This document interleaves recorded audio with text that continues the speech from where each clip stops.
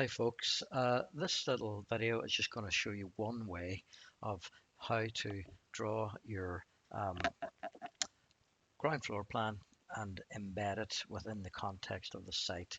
So basically, if you look over here, I've got kind of two ground floor plans, and I'll show you why in a moment. You don't need two, but some people might decide they want to do a plan with just the walls, and just want to show you how you can manage that if that's the route you choose to go down. We are not being definitive or prescriptive. We want to leave some scope for students to make up their own minds. So if I go to this ground floor and site, you'll see here at the moment, this is what I've got. And maybe there's some slabs on here that I've drawn for decks on the outside. I think I've called them external slabs. So what I'll do is I'll find that little external slabs. And I've kind of borrowed this model from somebody, and I'll just update that, and we'll see some things appearing. Now what I want to do is to be able to see this floor plan in the context of the boundaries and the sites. So I'm just going to go to my organizer, and in the project map highlight the sea level datum, and then right click and say show as trace reference. Now this is one way of doing it. So we want to just draw a nice I'm just going to do 2D lines. You could show the mesh from down below, but the problem with that mesh from down below is you may get some of the contours going across through our house, which I don't think looks good, or through the deck. So this is why I just tend to do it with 2D elements. So when I say 2D elements, I'm just going to go to the toolbars on the side. I'll just get a line tool, and I'll just make sure it's not too thick. So if I go up here, normally you can go down to this colored one from the bottom, uh, and hopefully you can find one that's not too thick. That's 0.35, and you might, if you want a kind of neutral one, you can go along here, and you may be able to get one. Well, 0.25 is dark enough. Maybe up here, 0.18. Yeah, so you could pick this one, maybe 0.35, and then I'll just draw a rectangle and trace over the top of what I've got down below. Now, I want to do some lines for the contours, so I'm just going to go to this kind of polyline, and I'll check the width again. I don't think I want it to be that thick this time, so I might do certainly not 0.5, so I'll pick one. Yeah, 0.18 is probably okay, maybe 0.25, but I think 0.18 I'll do that. And then I'd like to change to a dashed line to make the contours not quite have the same hierarchy and strength. So what I'm going to do now is I'm just going to trace the line from below, and I'll just kind of go along, and I'm not looking for it to be completely right on the money, but as close as we can.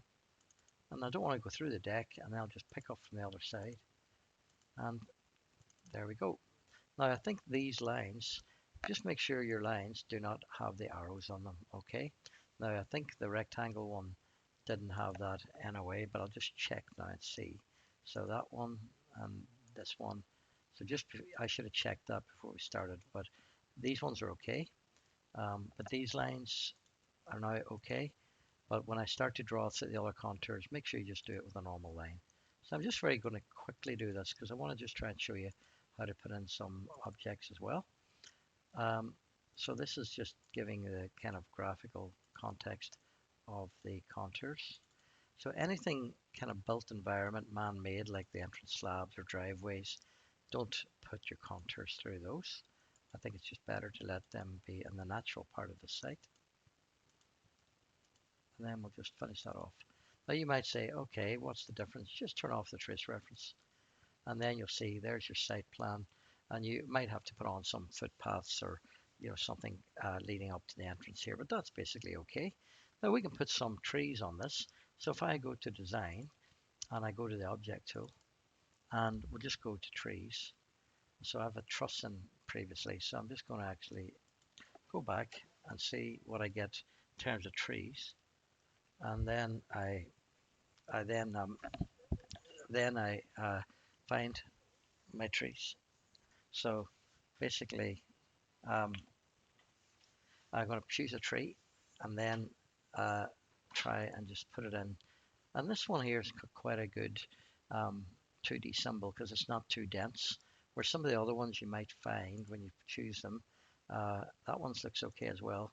Some others seem to have a 2D symbol that was very, very dense. So just be mindful of that. I've seen a couple of them, and I know I saw this one could be a bit too much. So, you could even just do a fairly oblique abstract one, but this one seems to be all right, so I'll just stick these on. But you want to be careful that you know what story they're on, because if you decide to draw these things on the sea level datum, for instance, you'd need to make sure that these trees are close to the levels of our mesh. So for instance, the top left-hand corner is going to be 8.4 or something, whereas if you put something in the bottom left-hand corner, it might have to be, you know, 9.66. So it might even be better just to relate them to project zero. So this one here, I'm going to put it maybe 85 not not. I'll just say okay, and I'm going to put it over here. I'll put it so uh, what I might have to do actually is show on all stories. That's another little thing to watch out for. So you go to floor plan section. Because I decided to show it on the um, sea level mesh just to get the heights relative to project zero and the spot levels on our plan, just say home and one story up. So with any luck, when I put this in now, it'll show up okay. So I'll put a couple of trees there. If I want to put some over here, I think I should probably put them slightly higher. So I think over that side it's 9.6 or something. So you don't have to have it exactly on the money, but we'll just put one here, and then you may put a couple other ones. You could try a different, um, pattern if you like. But again, just be very careful with what the plan symbol is that you choose. I mean, it looks like this one has got more than one. So you could, yeah, there might be another one here, which just to make a difference in variety. I mean, that could be quite an interesting one. You can play around with them. So I might put another one over this part, which I think was something like 9.2 or something, but you guys can check that from our um, site plan with the levels. So I'll just put 9200 and we'll just go okay, put maybe a tree or two there. And then at this point, I think it was getting up around 9.4 or something. So, you can definitely just do a couple more. So you can see how the, I'll just put a 9350, but you can see how you can very quickly generate a site plan. And if you put some notes on the deck and then just say landscaped, you might some notes there.